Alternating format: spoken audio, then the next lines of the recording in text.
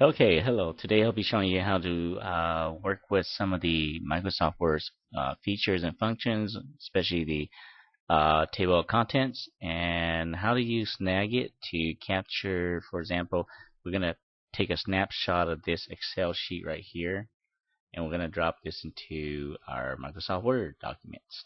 Okay, so what I'm going to do here is I'm going to start out with the Microsoft Words here, and I'm just going to paste some gibberish here. And it's going to span over a few pages here. You can see it says 6 of 6 down here. And I have my navigational pane here, so that kind of helps me see where I'm at.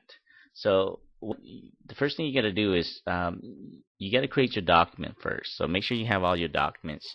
You can say this is section 1 and so forth. And the way table of content works is that it works on levels. So for example, if I select this and I say I'm inside the home tab right now. If I choose that as section, the heading number 1, you can see it has a section 1 here, and that's my first heading. Okay. Now if I added another one, I'm gonna go down here a little bit to maybe right here, and I'm gonna select that, and I'm gonna make that my heading number 1 as well. And I'm gonna go down here, and I'm gonna choose a few more here as heading number 1s. And we'll choose this right here. We'll label that as heading number 1, and you can customize the font here if you like. There's many other ones here that you can choose also, but we'll save these as level 1. Heading number 1. See, I'm just gonna go down here, and I'm gonna choose this right here, heading number 1. Okay, now once you've done that, what I'm going to do is I'm going to go here and I'm going to choose those as heading number 2.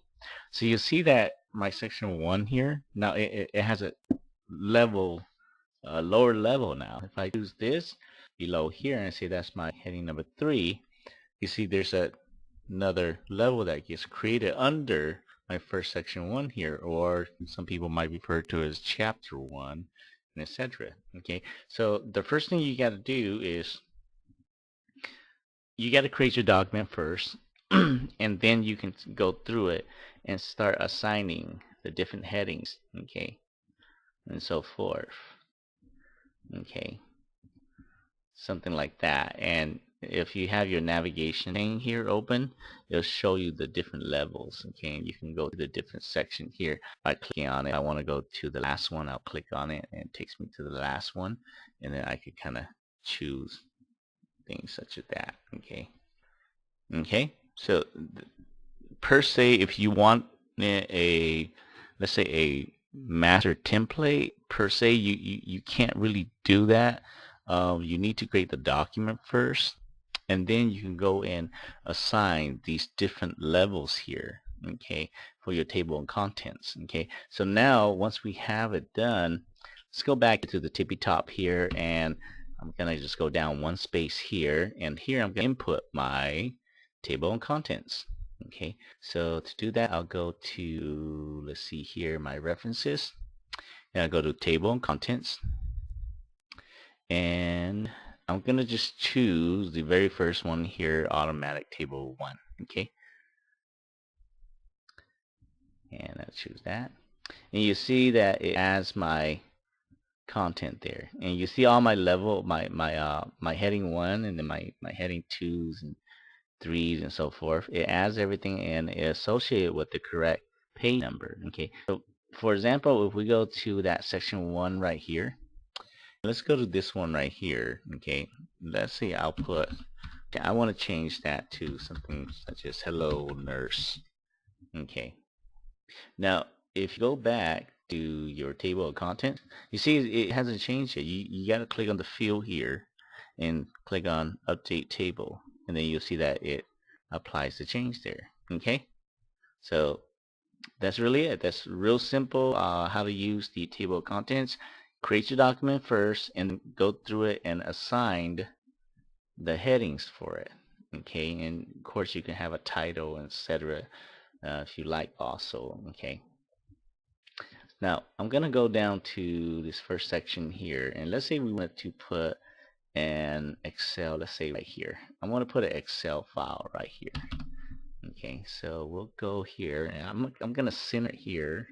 I'm gonna put my Excel file. Okay. Now, if you are having problems putting a large Excel file into your Word document, this is one way to get past that. So say this is my template right here. Okay, I have an Excel file here, and let's say I only want this. If you go here and you go to View, we go to Page Layout here. Okay, see how it breaks it up into the different pages. This is page 1 and so forth. Normal view. And you see these dotted lines here? That tells you that this is one whole page right here. Okay, it spans the whole page, and this is a different page over here. Okay, so let's go here, page break view, and you see it'll tell me right here the different pages. Okay, let me go back to normal view. Okay, so what I want to do is I just want that little part right there. So let me go here and let me unlock my taskbar here so I can move this down a little bit here so you can see it.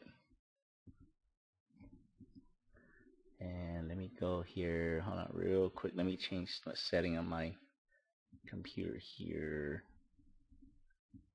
Let me go scroll down here so I can see it here. Okay, oops, it's too large for you. Okay, so let's move this over, move it here. So let's say this part is the one part that we want only from right here to here. What I'm going to do is I'm going to use Snag It, and I'm going to click on my Snag It. And Snag It is made by TechSmith, so you can type that into your web browser, go to Snag It, download it, and my version is the old version, is version 10. You'll probably get a newer version, but I highly recommend this software though. Okay, so we want to open our Excel sheet, and we want to click on Capture. When you do that, your screen freezes, and where you move your cursor, you get this crosshair here, and I could kind of select the part that I want. Say I want that part right there. Okay, now this spans over two pages. Okay, so I'm going to capture this. You can resize this by going to Image, Resize, Image, and you can kind of choose a percentage. Like for example, if I want to resize to 50%, that's way too small to see, so we're just going to keep it the way it is. Here we'll hit undo here, right click, we're going to copy this image, open up our Microsoft Word document, right click, and paste it there.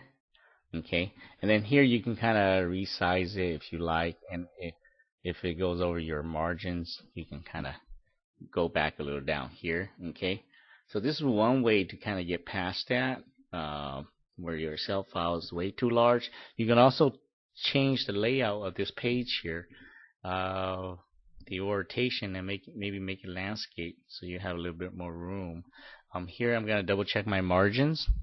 I'm just going to choose the normal, top 1 inch, left 1 inch, bottom 1 inch, and right 1 inch. Okay, those are my margins.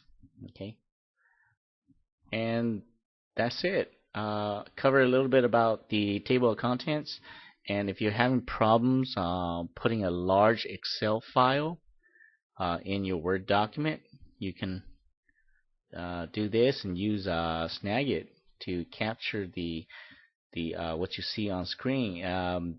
If, for example, if your Excel sheet is really large, Snag It can also scroll down the sheet and capture everything for you as well. Okay, so it has that capability also, and you can paste it onto your Word document and resize it, or if it's blurry and not clear in the editor, you can change it from there too. Go to Effects. Let me go to Edges here. Let's go to Color Effects. You can change colors. You could do filters. You can sharpen the image if you like, something like that to make it more clear. but you have those options there. Okay, so let me know if you have any questions. This is a quick preview of it, explanation of how to work with table of contents in Microsoft Words. I'm using Microsoft Word 2010 and getting Excel docs over to Microsoft Words if you're having problems with the size, and then a little bit about Snag It and how to capture those images into an image file and put it into your Word document. So let me know if you have questions. That would be it.